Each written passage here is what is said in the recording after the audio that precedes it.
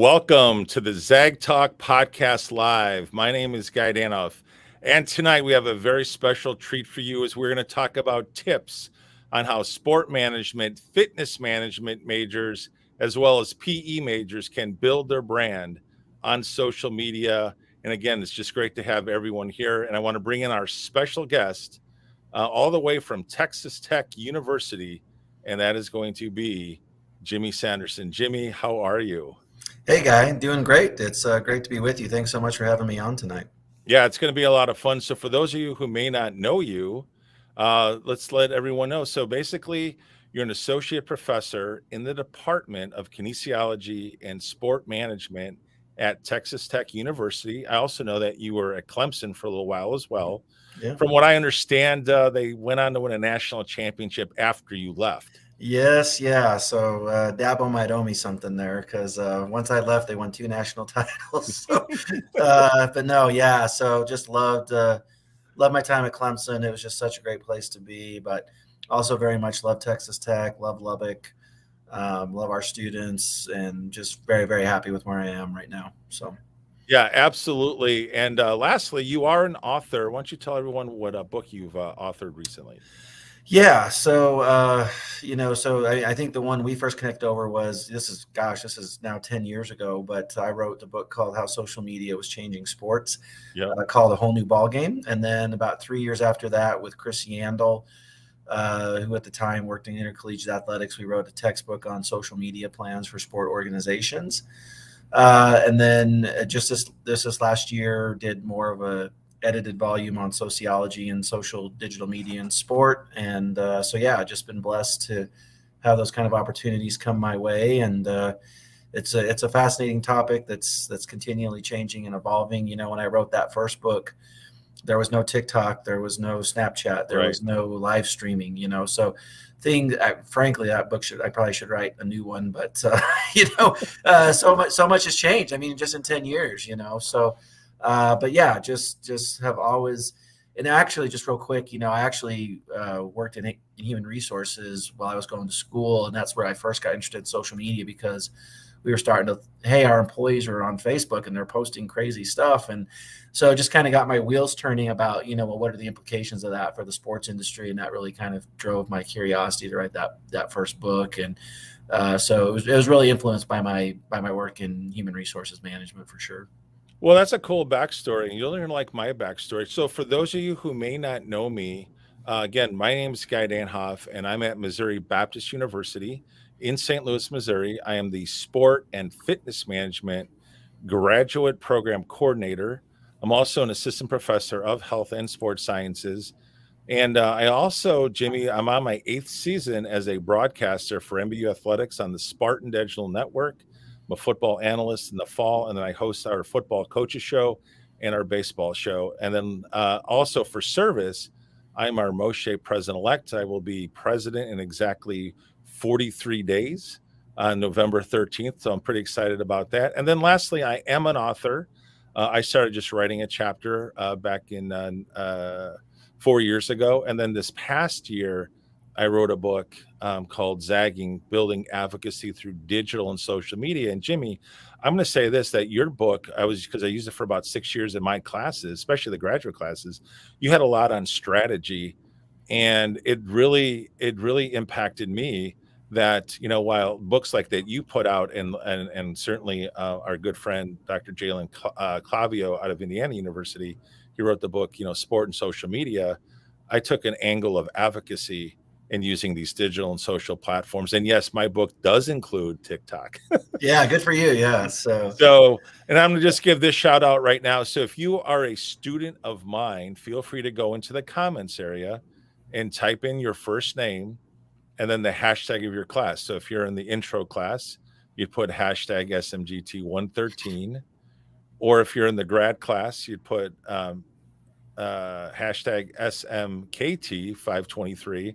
And if you're in the fitness management class, you can easily just put EXSC453. I cannot believe that I said all that correctly. So, Jim, let's go ahead and dive in, because tonight we're going to be unpacking this. We live in a different time, right? Different era.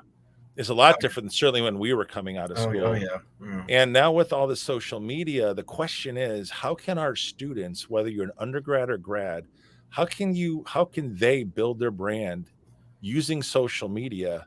And kind of, I know that you have a few stats. I have a few stats. So we'll start with you. What are a few stats that you've seen regarding the job market? Yeah, well, I mean, I think, and I don't think this is a news flash to anybody who's watching, but working in sports is tough. I mean, everybody wants to, work in sports, and if you think about just how many sport management programs are in the United States, we're producing way more graduates than there are jobs for sport management, right? So, in fact, and this is a story I generally tell, but there's a student I knew at Clemson, and she's now the social media manager director for the Boston Celtics. And she posted, this has been a couple of years ago now, but she posted a picture.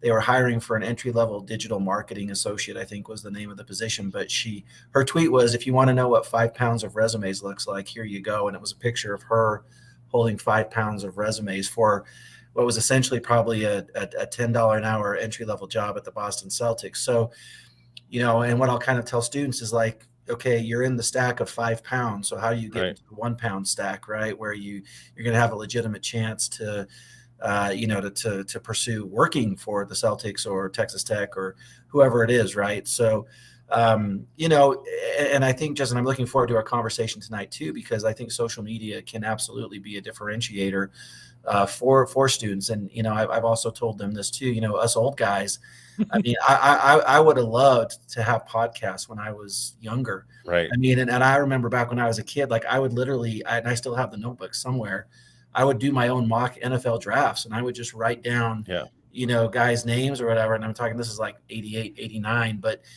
like, I mean, if that kind of tool had been around, I would have loved to have something like that or a blog where I could, talk about, hey, this is what I really love about sports. Like I'm really into marketing. I'm really into the salary cap. I'm really into social media. I'm really into, and I know we're going to be joined by some students who've done some really great things with photography. Right. I mean, so there's just so many great tools out there for students to use. But I do think, and just in my experience, and I'm sure you could maybe speak to this as well, there's some uncertainty about, what should I actually do? And I think one thing we'll talk about tonight is, it's hard because social media, we're kind of conditioned to expect instant responses or instant results. And when you're building your brand on social media, it's not that way. It takes time to build it. So it kind of runs counter to the way we normally use social media. Well, absolutely. And this. I mean, I've been going to the NFL draft now I'm sorry, not the draft, the NFL Combine for about, I think this would be my 9th year in a row. And one of the things that I find fascinating when I go and I listen to the pro scout session, they're talking about if they're going to draft you, they've got a team of all these pro teams. I don't care what sport you're in, they have a team of social media people that are looking up everything you've ever posted. Oh, yeah. And if you don't think that's going to affect where you are in the draft, it does. There's amazing stories sometimes of how players fall that maybe we're going to be going number 1 or number 2, and they fall because there's something they found in their past or something they said or something they did. Now, I know sometimes these stories can be a little absurd if it happens back when you were like maybe a freshman in high school, right? Yeah, right. Because we've seen some of those stories surface. But the bottom line is social media, if used correctly, can really help get you noticed and known, especially in the world of sport management, as well as certainly in the world of physical education, because there are so many jobs. On average, I can speak to the sport management side. From going to the NASM conferences, I know that on average, for all those entry-level positions, for every one position that's opened, there's a minimum of about 350 applicants, a minimum. Yeah. And the questions I always tell our students, what are you going to do to stand out? Well, what's great today is you've got social media that you can stand out, whether you're a freshman, sophomore, graduating senior, grad student, you name it, you have the opportunity to stand out. So let's go ahead and dive into our first tip.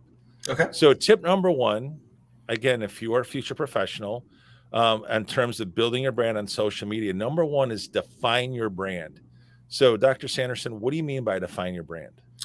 Yeah, that's a great question. So I think, we kind of throw that word out like, yeah, your personal brand or branding. We don't really ever talk about what that is. And so what I try and tell students is, when somebody hears your name, or sees your name on a resume or some other thing, what do you want to come to their mind? Like when I hear your name, like what should come to my mind about this Right. particular person? And so I think it's hard sometimes because students will say, oh, my personal brand, I work hard, I'm passionate about sports. And I'm like, that's great, but everybody and their dog is going to say that. Right. That everybody's going to say they work hard, everybody's going to say they are passionate about sports, everyone's going to say they love sports. So while those might be part of your brand, you've not really differentiated yourself Right. from somebody else. But if you say, hey, I have a passion for intercollegiate athletics and student athlete welfare, I'm committed to student athletes mental health advocacy, or something like that, right, where you're more specific and more intentional with it. And it can be anything you want, but I think you have to kind of think about like where do my interests lie. And I know, and maybe Abigail and Maeve can speak to this, but like, hey, I do really amazing photography. I'm really good with this kind of editing and stuff. And so like that can be your personal brand, because then you have your digital portfolio that you could, wow. I mean, like they take really amazing pictures and they do really cool things and that. So I think it's just, and you want to keep it short. You want to keep it, kind of concise. But hey, what do you want to be known for? Hey, I'm a passionate sports marketer who's about activations and on-site this, or Right. social media activations or whatever. And now you've told somebody something. So you can take passion, you can take working hard, and you just get a little more specific with it. And because then, and I tell students this too, is like once you've defined that brand, then everything you do on social media should relate to the brand for those Right. platforms that you're trying to be. You may not use every platform for your personal brand, that's fine. But like me, if you look at my Twitter profile, it says, I research social media, sport. I think I have health and family on there. And then I'm into 80s, 90s pop culture and baseball. And if you look at the vast majority of my tweets are going to be in one of those three Right. Right. things. And I'm not even lying here. I've connected with people in the sports industry because of things from pop culture. So like I got to know a guy from the Missouri Valley Conference because I tweeted something about the WWF, and we were both we are both big WWF fans, and that's how we kind of got to form a relationship. So, there's those things too. Like think about also what you like. Like, are you a foodie? Are you, like those kind of things can help you find connections with people in the sports industry as well. So, but once you define that brand, I guess what I'm trying to say is like, once you define it and you've identified like 3 or 4 core components to that brand, then the vast majority of your content should connect to one of those components, right? Absolutely. And I want to give you one last caveat. And I mentioned this in my book, Zagging. And I didn't write this. I actually borrowed this from a author called Mark Schaefer. He's actually at Rutgers University in their grad school. And he says something really interesting about that brand loyalty is on the decline, and it has been for the last decade. But what he says today in social media, and this is what I want every future professional to hear, is that today branding isn't necessarily what you say it is. Mm-hmm. It's what other people are willing to say about you. Mm-hmm. That's what branding is today in the world of social media. And I actually put that into the book. I think it's a great thing for young and future professionals to hear, to realize what are people going to say about you, like you said when you first started to kind of answer the question about define your brand. So yeah, this is a good one. Now the second, go ahead Can I respond. just maybe get one quick thing there, just maybe help Yeah. students who are, if we're still not being clear. Like, so I always use, like, think about Chick-fil-A, right? So I don't care whether you're in North Dakota or Missouri or Texas. When you go into a Chick-fil-A, you know exactly what you are going to Right. get. You are going to get prompt customer service. They're going to be nice to you. The restaurant's going to be clean. And you know what I mean? And it doesn't matter what Chick-fil-A you go to, you will get that experience, and they will tell you my pleasure no matter what you ask. And I think that's what we need to try and capture with our own personal brand, is like, I need to be like Chick-fil-A, that people know exactly what they're going to get from me, whenever they interact with me or cross my path or whatever. Absolutely. I love that. So let's go on right now into tip number 2. And this is one, I'll be honest, this was a game changer for me when I was an undergrad. And that is one of the things that you can do, again, if you want to build your brand, is to join professional and or your club organizations. I know in our field in sport management, you have NASM, the North American Society for Sport Management. I also know for if you're into physical education, you've got your state society, like for ours in Missouri is MoShape, the Missouri Society for Health Physical Educators. Then you also have our national group called Shape America, which is obviously the national group for health and physical educators. And so, anything else you want to say on this? Because I know you've been part of clubs through your years, just as I have. But being part of the professional organizations, going to the conferences, whether it's at state, regional, or national, is certainly key to your development and building your brand online. Yeah, 100%. And I know like a lot of these organizations have mentoring type Hmm. elements in them. So like NACDA, which is the professional organization for college athletic directors, they have a mentoring element in their association. And so like, if you want to be an intercollegiate athletic administrator, what better way, to build your network and get prep for that than by joining NACDA and getting mentored by sitting ADs, right? So Right. yeah, I just think again, the more opportunities you give yourself, right, the more the odds are going to be in your favor. And the other thing, and we can maybe get to this too, is like this all comes down to not necessarily who you know, but who you know that knows other people, Right. right? So you have to kind of just think about that whole thing of like, well, yeah, I may not want to work in Major League Soccer, but this person in Major League Soccer also knows the person at the Texas Rangers because they share the same venue or they share the same this, that, or the other thing, right? So they can open doors for you, even so I think that's an important thing too. Yeah, and I think it's the same for teachers, right? You start at one school district, the next thing you know, you're at the school district, across town, and now you got connections, in both school districts, and same kind of thing. So what I thought we should do at this time is, and I know Jimmy, you're new to my program and the show, but we do what we call Zag Bombs, and we just bring on some guests who've got something that can actually, provide a testimony, if you would, to what we're saying. So let's bring someone on right now. And coming from the great state of Missouri, we're going to bring on Abigail Lingle. Abby, how are you? I'm good. How are you guys? We are having a blast. Look, we're two 80s guys. Come on. What could be better? Yeah, yeah. Yeah. I mean, next thing you know, we'll get out the hairband music. So, anyways, Abby, you are Mo Shape's future professional president-elect. So check the box on, hey, I'm part of a professional organization. Mm-hmm. Also, you're in leadership. Yep. So that everyone knows you're also a senior at Northwest Missouri State University, and you're a phys ed major. And then also, and this is going to be really cool to hear you talk about, but you're also on the national scene as you are the Shape America undergraduate network student leader. So we have to ask you, when you heard us talk about joining professional organization or club organizations, what's your thoughts? Because you're living it right now. Yeah, no, my thoughts, and I tell this to anyone and everyone I meet that's a future professional, is you need to join and you need to get active, because I started my journey through joining organizations as a sophomore. And now I'm a senior and I'm a part of a college level, a state level, and a national level. So like my networking and my platform has just grown tremendously. And like I got to know Guy, and Guy helped me get connected through Shape America, even more than just the leadership group that I'm a part of. At Shape Convention, he had me being part of the social media team for Shape America. So I was able to go to national convention, learn more social media through there, networked with a ton of people. I now probably have friends in like every single district that eventually will be teaching with me because of my networking, and because social media, we can stay connected. So Abby, I'll fire the first question at you, and then we'll let Doc take a stab. So here it is. What would you tell future professionals on just the impact of just you being involved in these professional organizations? Yeah, so the impact that I have received from being a part of these organizations through the PE side is the state might seem big, or like the nation might seem big, but we are one super close family who is there to help each other on anything and everything. Like as a student in college still, I have reached out to so many current teachers for ideas and like what's realistically going on out there and what I'm going to be doing within like these next semesters. And like they're there to reach out and talk to me and give me ideas and give me like the new trends that are going on that our students are connecting to. So, Dr. Sanderson, you have a question for Abby?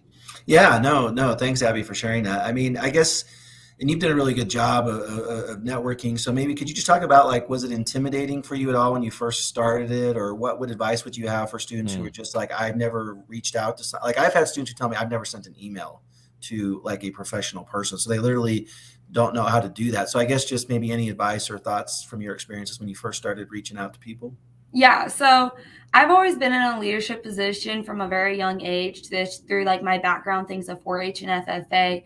But when I got to college, it kind of became more realistic to me that I'm like, these people that I'm reaching out to are in my profession and are going to see me and see me grow. So yes, I was 100% intimidated. Like I will tell a story of at my very first Mo Shape convention last year.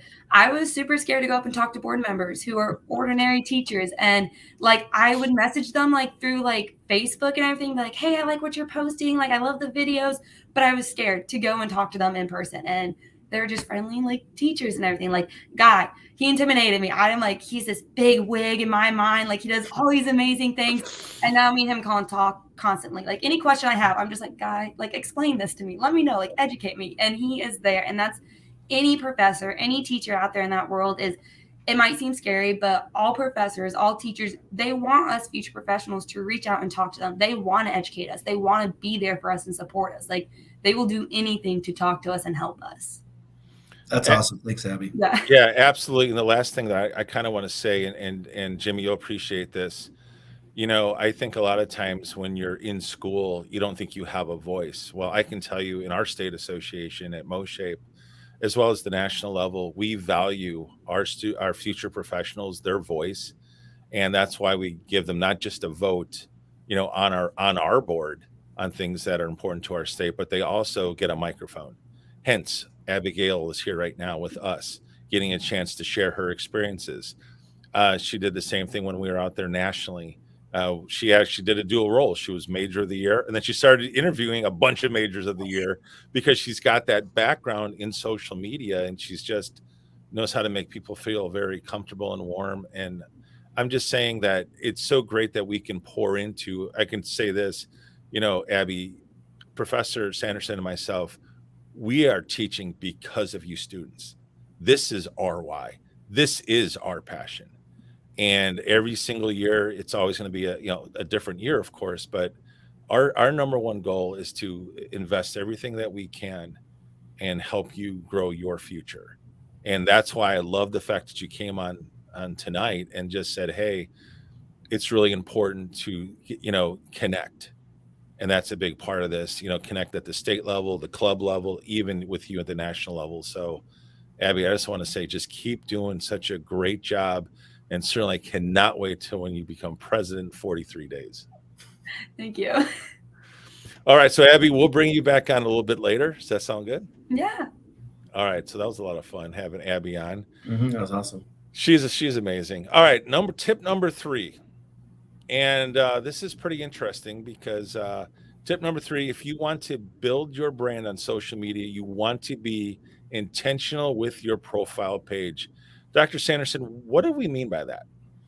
Yeah, I think in a way it ties into what we said with defining your brand, right? So once you've defined your brand, then you know how to be intentional with your page. So if I say these are my 3 or 4 really key elements that I'm really interested in professionally, then I can find things to say that will relate to that. So for instance, and I'm just going to pick something random here, but let's just say you're interested in intercollegiate athletics, being like a senior women's administrator, right? Sure. So you might find an article where a senior women's administrator was interviewed, and you could retweet that and say, tag the person and say, hey, I really loved reading this article and learning about your career journey. Boom. Or, hey, I really loved what so-and-so said about navigating Title IX issues, right? Or, NIL or whatever it is. So that's a really simple thing to do, is like a lot of people are already generating the content for you. So then you just find that content and you add your voice to that thing. And that's a really easy way to get to know people too, because like, oh, hey, this student took the time to listen to my podcast or read my article on Athletic Director University or read my, whatever, wherever it was. Right. So, that I think is a good strategy. But again, just like, and understand too, like that it can change. So like, today, these might be your 3 or 4 things that you're going to be intentional about, but 6 months to a year from now, it might not be. And, it might be a different intentional thing that you got to do. So don't feel like you have to be married to a particular thing. And we might get into this later, but don't worry if you post something and nobody engages with it. That's part of it. I mean, I probably have more tweets than not where nobody did anything with it, And I mean, yeah, you might want to go cry in a corner, but you just have to keep doing it. So I think it just gets back to, again, what do I really want to be known for? What is unique about me, and what do I have to say about these things, right? And then that all comes out on your profile page. So that's what I would say being intentional is. Yeah, and the other part of that is just really easy for people to kind of get a sense of what you're interested in. Yes. And maybe who you are, those kind of things. And so it's a really easy way for people to come to your profile and then connect with you if they see something of common interest. I know for yours, seriously, when I saw yours, you had 80s on there and you had baseball on there. Yeah. I was like, oh, I know I'm going to love you already because I love those things, right? Yeah, well, now the students have no idea who some of the 80s and all that is, but that's all right. So, but yeah, no, exactly, 100% like that. And that, that I would say like that's not like loving 80s and 90s pop culture. Does that do anything for me directly, professionally? No. Right. But indirectly, what it does is it opens up a lot of doors for me. Like, oh, you like Guns N' Roses too, So right. And I know some of the students probably have no idea who Guns N' Roses are, which that's going to make me want to go cry. But, I mean, like, it's those things. Like, it doesn't always have to be right down the middle of the road, like on brand. Like, there's ways you can tie things into your brand that can connect you with other people, right? So, yeah. So I would just maybe add that as well. No, that's good. So, all right, we're going to go on to tip number 4. And this one is something I really like a lot. I'm going to be honest with you. There's a lot of stories behind this. I've got more student stories on this tip alone than probably any of the 7 that we're going to share tonight. And that is, if you're, again, a future professional, whether you're an undergrad or you are in grad school, what's great about social media today, as far as building your brand, you can do it because it gives you a plethora of channels to showcase your work on whatever platform is basically in your lane. For some of you, it may be TikTok today. For some of you, it may be Instagram. For some of you, it might be Twitter. For some, YouTube. For some, Facebook. The point is this gives you a great way to showcase your work. And I was just wondering if you can maybe speak to that a little bit, because I know you've got some great student stories as well. Yeah, and I know we have another student coming on here to talk about that. But yeah, I'm just amazed at the tools that are out there. So like, students that know the Adobe software, right, and that can make graphics. I'm just floored at the graphics that students make for social media. We've had we just got a new soccer team in Lubbock, the Lubbock Matadors, and a lot of our students have interned with them. We've had some students. In fact, I think Antonio's on here, and he's done some really great work with, that area. So he's, we're working on an independent study right now where he's kind of building a digital portfolio. So, I mean, I just think if you are an audio visual person, or how to cut film and edit film or take really great pictures, like it's just so remarkable how you can showcase that. There's social media, but then I know there's websites where you can specifically like do kind of the storytelling stuff, and you can probably speak more to that. But there's so many ways for you to get your work out there. It's just unbelievable to me how far that's come in the last 10 years or so. Absolutely. One of my favorite stories to share before we bring on our next ZAGBomb guest. I had a student, he was a tennis player, and his freshman and sophomore year, he was someone who did graphics. This is when we still had the Rams in St. Louis. Mm-hmm. And he would put things out. He would tag the Rams, and it was really creative, really good. To eventually, he got seen by them, and then they got connected through one of our other professors. And then he started just making some stuff, for the Rams. Eventually, they started to pay him kind of like as a side hustle for some of his stuff. He goes to grad school, still continues doing graphics for the teams that he's working with. And then, cannot make this up, he lands a job out of grad school with the Tampa Bay Buccaneers. And can you believe what his first assignment is? I can't make this up. He did all of the graphics for the signing of Tom Brady. Wow. Can you imagine that? Yeah, that's crazy. And then a year later, guess what he gets? He gets a Super Bowl ring. Yeah. And he posts that thing all over social media. I'm going to be honest. It was one of the proudest moments I've ever had as a professor, because I saw him as a freshman, as a sophomore, as a junior, just doing these crazy stuff with graphics. And the next thing you know, I see him making these graphics for the GOAT. Then once the Buccaneers won it all, Now he's got a Super Bowl ring. Now, actually, because he's from here in Missouri, he's actually now with the Kansas City Chiefs. So all the graphics you see on social media put out by the Chiefs is a good chance that he's probably been involved in creating it or editing it. That's awesome. That's pretty darn amazing. Cool. Yeah. All right. So what we're going to do now is bring on our next ZAGBomb guest, and let's go ahead and bring her on. And all the way from Missouri Baptist University, this is Maeve Coulter. And Maeve, first of all, how are you doing? I'm good. How are you? Doing really, really good. And are you enjoying the podcast thus far? Yes, very much. All right. So I want to give everyone a little introduction on who you are. You are a senior at Missouri Baptist University. You are a sport management major, but you also happen to be a photographer for MBU Communications. Mm-hmm. MBU Athletics, certainly done a lot with football and baseball. And then as far as in the world of advocacy and really helping out, you have worked in February. You worked at the InShape 2022 convention. You're going to work in November at the MoShape 2022 convention. And then this past February, where we did a lot of heavy lifting, you had a chance to be one of the lead photographers for the NFL Scouting Combine when they put on the NFL Career Day. And Maeve, if you could kind of talk to us about, again, we're talking about how you can showcase your work. Talk about your experiences ever since you started, not just taking the photos, but started posting them on your social media channels. Yeah, so I started photography around February of 2021, so still only like a year and a half into it.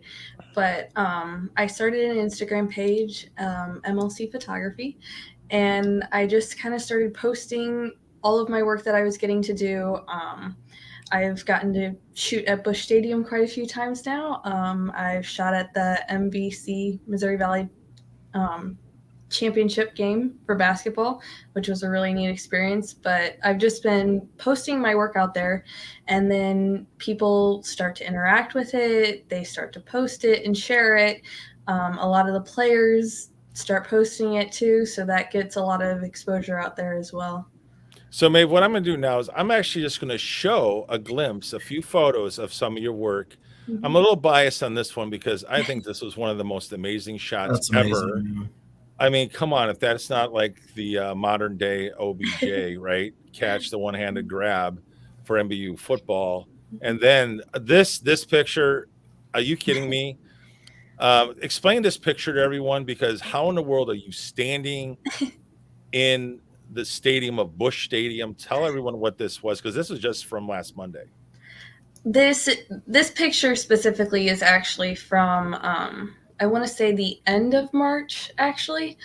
This is when my brother's high school team got to play at Busch. They do a lot of little high school days and stuff that different high schools get to come out and play at Busch Stadium. But I was actually just kind of right behind home base and snagged a few pictures of my brother as he was warming up to pitch.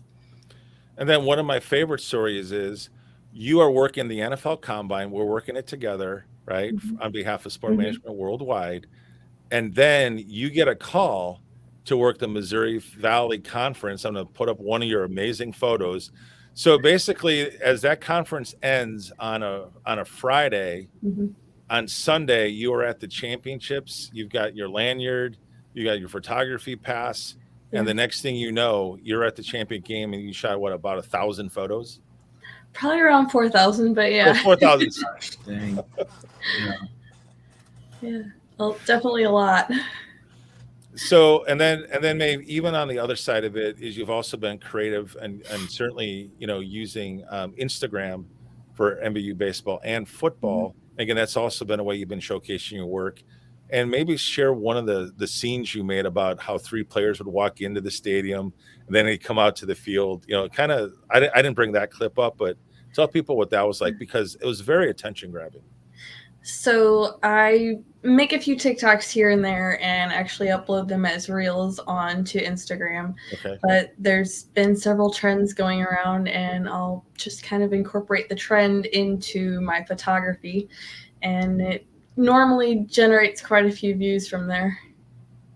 Well, absolutely. So with that, what advice would you have for, again, we have some future professionals on, again, whether you're a phys ed major or a sport management major, or if you're in the graduate fitness management program, what advice would you have for encouraging other students to go ahead and start showcasing their work on social media? Yeah, I mean, I definitely think posting your stuff is going to build more connections for you. So if you're posting this and you're tagging the players in the pictures or those who are involved in it, they're more likely to share those photos, and then that's going to reach all of their audiences. So then you're building all of those connections. So the more connections that you're able to build through sharing your work, the more exposure you personally are going to get as well. All right, Dr. Sanderson, you have a question for her? Yeah, no, thanks, Maeve. That I just maybe an extension of what you just said about tagging. Like when it comes to hashtags, like how do you kind of do the same thing with the trends, or like how do you decide what hashtags to put in your photos when you post them? Most of the time I just kind of hashtag whatever it's about. I'll normally hashtag MBU athletics or the football team or baseball or sometimes Cardinals and Busch Stadium, kind of just depending on where the photo is at. And Maeve, last question. How many opportunities have been generated since you started posting your work? Definitely a lot. I don't know if I can exactly count how many, but it's definitely been a help in getting out there more. Right. So just so we're recapping this correctly, ever since you started posting your work on your social media channels, and now it's obviously being used by these organizations, you have now created, while you're still in school, demand for your skill set and demand for what you're able to do for organizations. Yeah, that's awesome. Well, maybe we want to thank you for stopping by the ZAGTalk podcast live. We'll bring you back a little bit later. Does that sound good? Sounds great. Thank you for having me. Yeah, thanks, Maeve.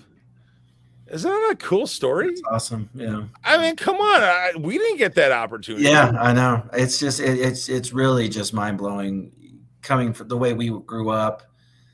I mean, just to see it's just and it's things I already know how to do. Like without getting too, like the kids growing up today it's just kind of natural to use these technologies, and so they already have the skill set. Whereas if someone our age was trying to start on social media, it'd be or start putting the photos on Instagram, it'd be difficult for them.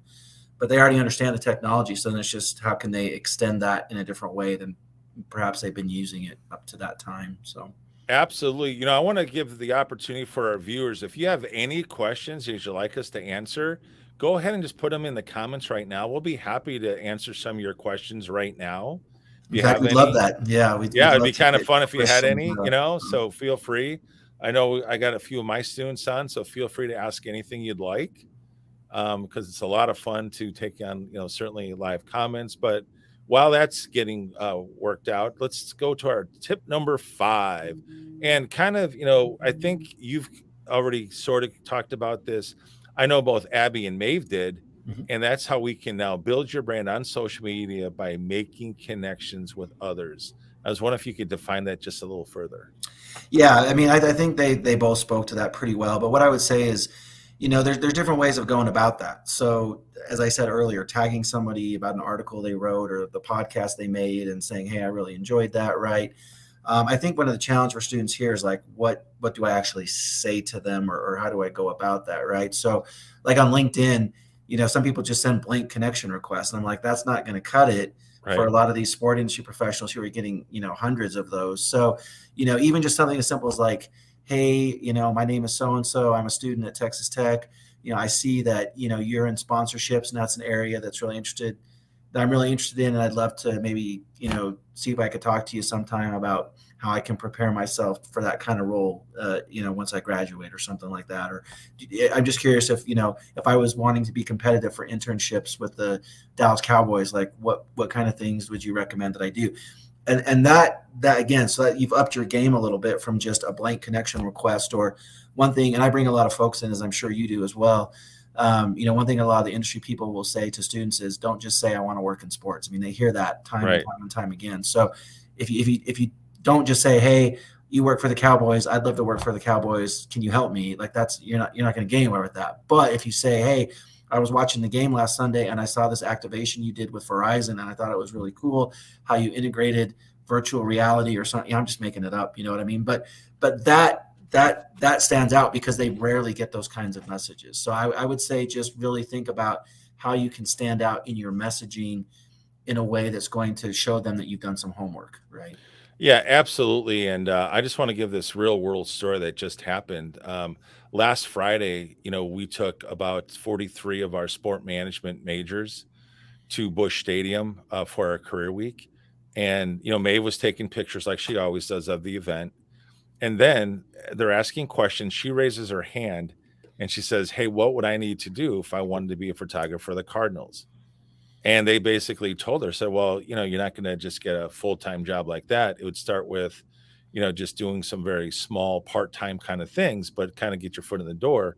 Well, what was really interesting when we got back, and it's only, I don't know, maybe a 25-minute drive from Busch Stadium to our campus, Maeve had already posted all the photos she took of MBU baseball from just a few days earlier at Busch Stadium as a showcase for her photos. Yeah. You want to talk about timing and making connections, and you never know what could happen there because, again, that's what I'm saying is people can see you. You can be known. Yeah, and let me just, if I could just real quick add maybe a personal experience for me. Yeah. I think one thing, too, is like the risk reward is so great for students because you already don't know these people. So if you email them or send them a connection request on LinkedIn or respond to a tweet and they don't respond to you, well, you're no different than you are before, right? Because you already don't know them. Right. But if they do respond, you know what I mean? So the risk reward, I think, is just so, it's not even a discussion because like literally all you're doing is a few keystrokes and all you can get is benefit, right? Because if they don't respond, you already don't know them. And just real quick with me, I got to kind of know an NFL agent. And so I just emailed him and I said, hey, and this was right around the time we were talking about the audits, but like, Josh Allen and Kyler Murray and all those guys had their old tweets come out, right? So I was kind of kept to speak to what, Maeve said about the trends. Like I was just like, hey, I study social media. I see this going on. Would you be interested in an audit of prospects that your firm is trying to sign? And the guy's like, yeah, send me some. So, I had to spend a lot of time, but I created this report for a couple of the players in the draft, sent it to him and I said, here's what I would do. Do you think you'd have interest in this? And he literally said yes. And so for about a year or so, whenever he would go to visit with a prospect, he'd be like, hey, I'm going to see this guy and this guy and this guy. And I would do an audit and send it to him. And that was a nice little, side hustle for me. But I literally was just an email and I had to do some work, so you might have to do some work and you might have to put something together that you're not going to get paid for initially, but it will pay off down the road. So like that. And honestly, 95% of the people I know in sports it started because of something like that. I said, hey, I really like what you're doing. Or I love this. And, and that's how I'm connected with them now. So. Absolutely. Now, speaking of the audit, check out what our 6th tip is. There you go. So, It's just exactly what you talked about, except now the context is if you're a student, if you're a future professional, you want to do your own social media audit on what you've posted.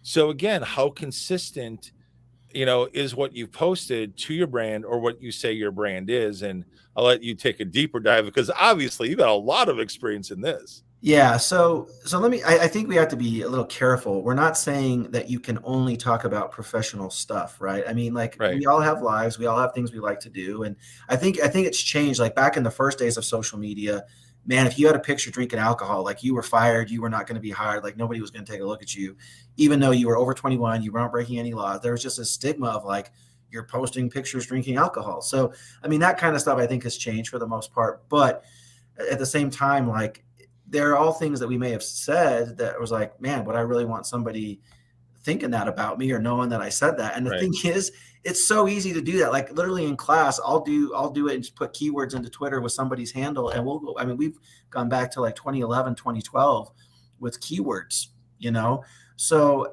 I think it's just a thing where it's like, we talked about athletes, but I think for any of us, and again, we're all going to be Googled. We're all going to be looked Right. at. I mean, Right. any job, or I don't even care if it's in sports. I mean, it could be working for, Toyota. I mean, they're going to do it. So we all have to understand it's going to be done to us because it's easy. Right. If I'm an HR manager, it takes me 10 minutes to go through all your social media and I can tell right away whether there's any red flags or not.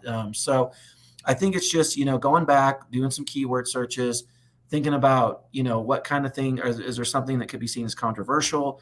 Did I post a rap lyric that no one knows it's a rap lyric? So I think just those kinds of things.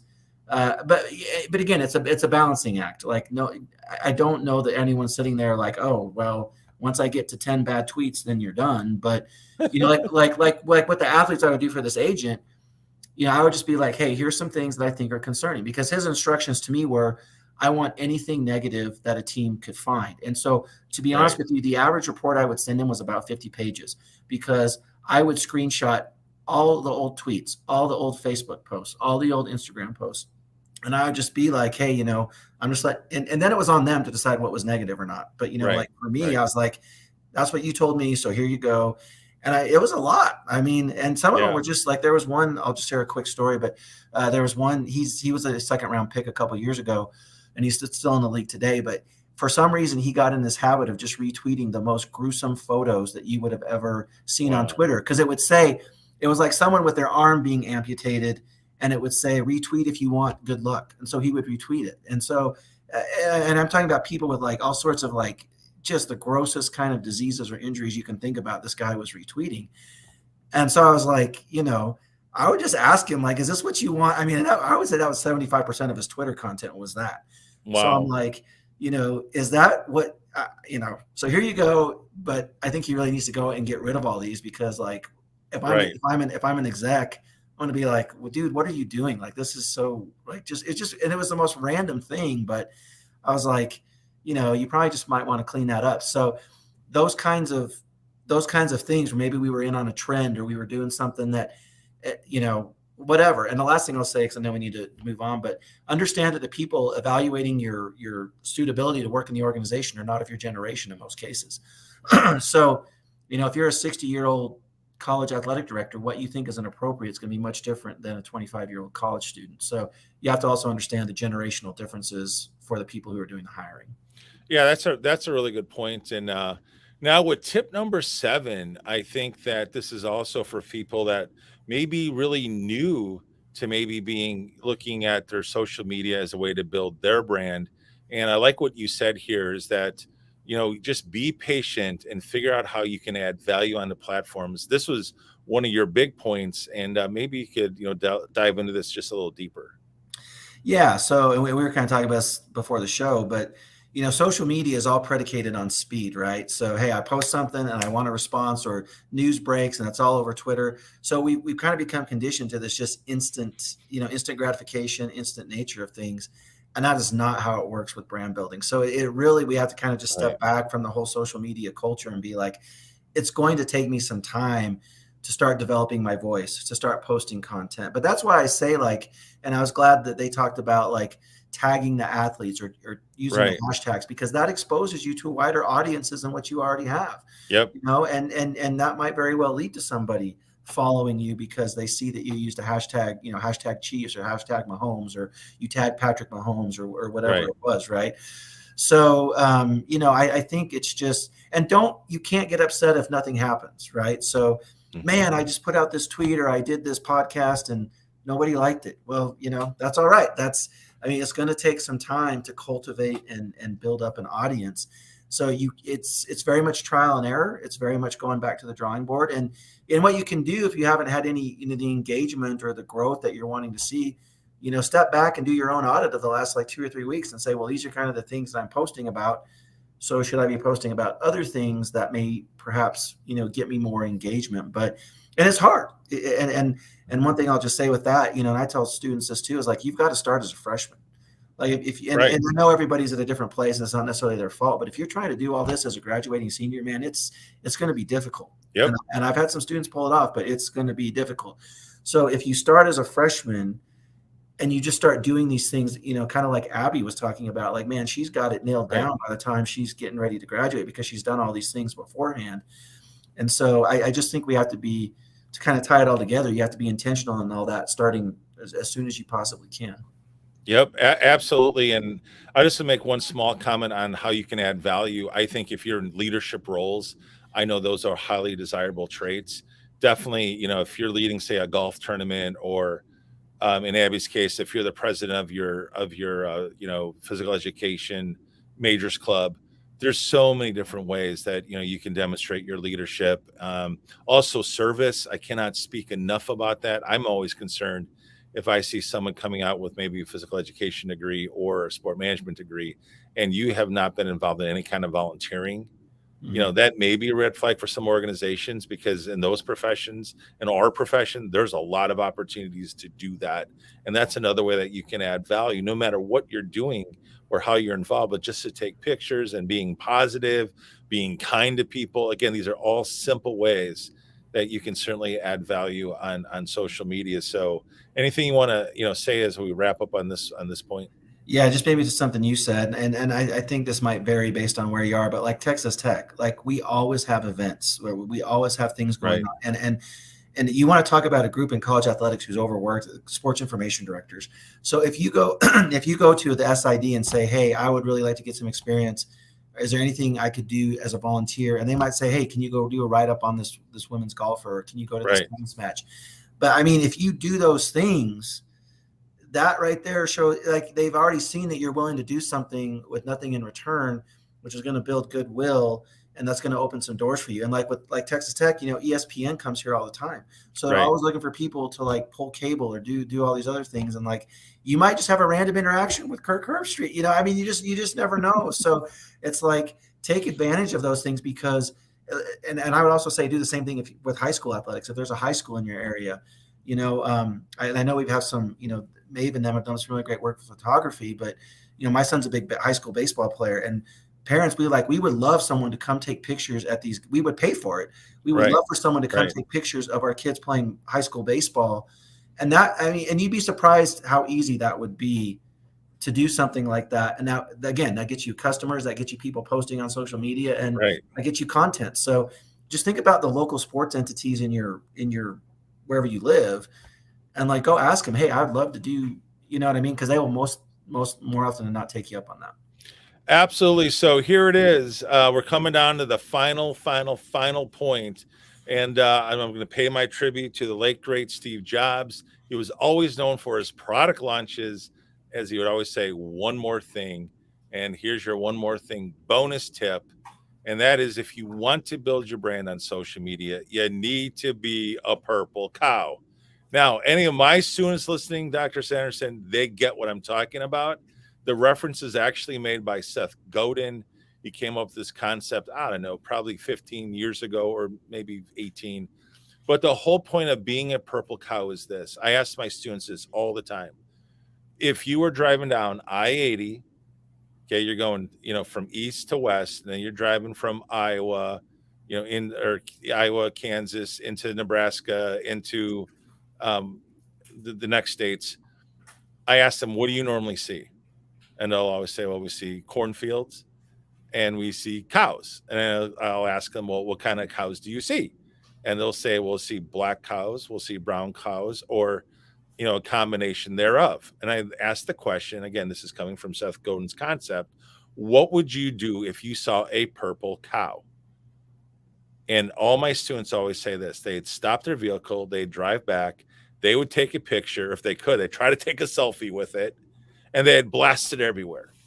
Okay, so what I'm saying to you right now is, what is your purple cow is if you're a future professional? In other words, what do you do, or what can people see or recognize that is your purple cow? And I'll let, there it is right there. See? Actually, I got it in my class. Yep. Livia, there we go. See, you know what the purple cow is. And it's really an important concept, because it's about how do you get known and how do you stand out? People ask me all the time, what is one of the ways, like what would be my purple cow? And I say this, in the world of media today, honestly, what's got me probably the most visibility of anything I've ever done is video storytelling. And I've done a lot of video storytelling in the last 3-4 years, but in the past 2 years, once, COVID kind of, slowed down and the mask order was lifted in schools, I was doing these, cover stories, if you would, 2-minute videos, and just sharing these school success stories. Well, the very first one that I put out, with the help of one of my colleagues, Alonzo Metcalf, we went in together. We were into a Rockwood middle school, and we shot about 3 hours of footage, and we made 1 2-minute video. And we showed how, again, all these students were doing physical activity. And it was really cool to see, because we hadn't seen this in 18 months.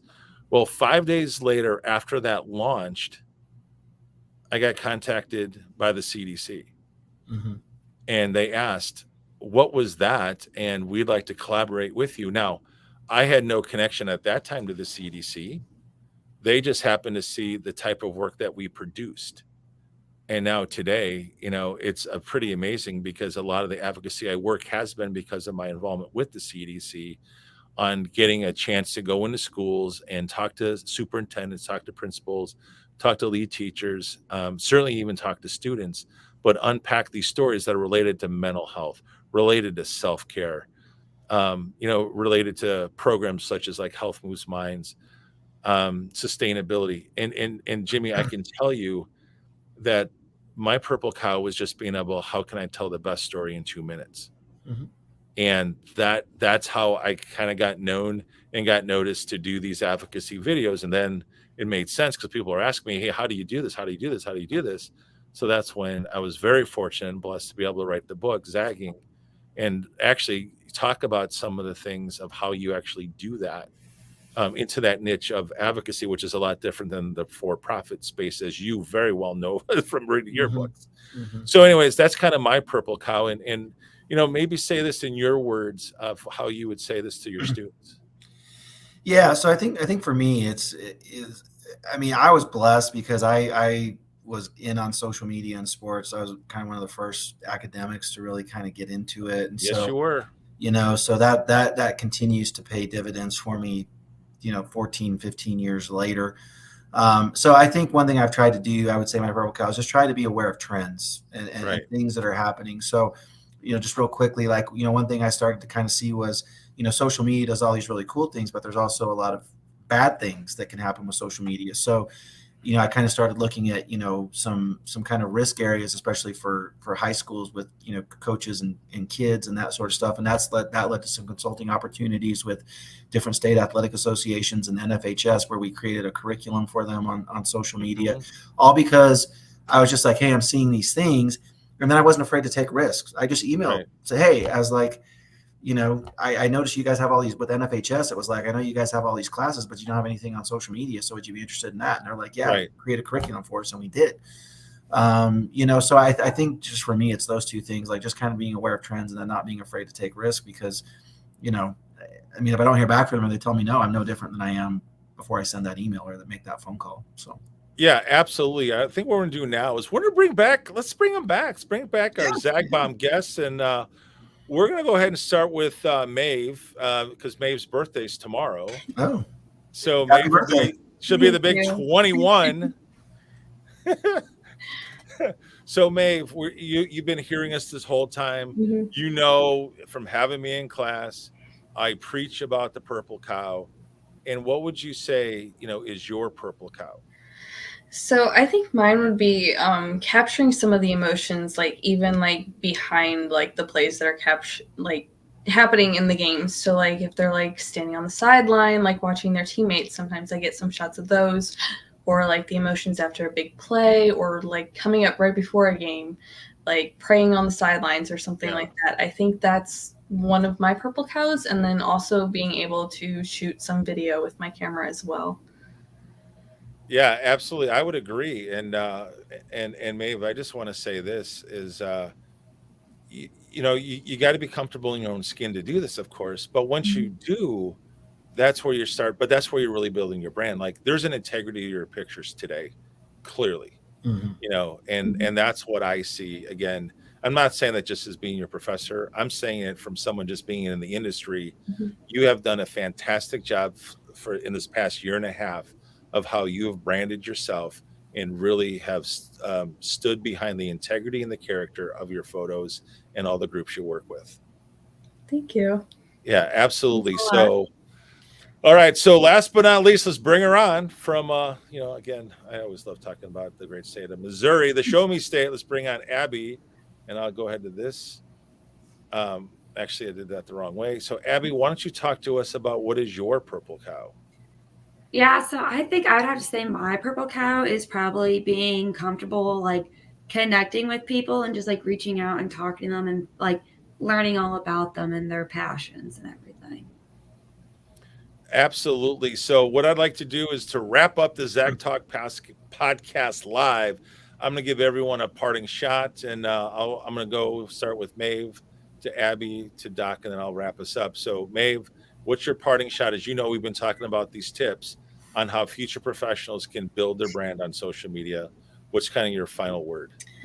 Don't be afraid to reach out and ask questions to people who are already out there in the field.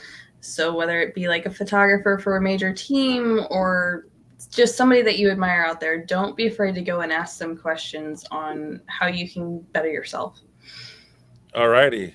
And let's now go to Abby. And Abby, what's your final word?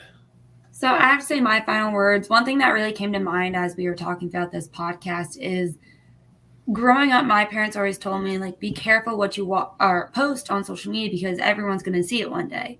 But I would like to take the spin in my mind of it is be cautious, not be cautious, but like post what you want people to see. Like as PE teachers, future professionals, if you have an amazing lesson plan, post it because when people are searching you for a potential job opportunity, they're going to see that and they're going to see the passion and drive you have for what you love to do. So use social media as we have it now in this time and age because like it's all in the comments earlier, it's not going away. It's going to be there. You can always go back to it. So just use it to the fullest advantage you have.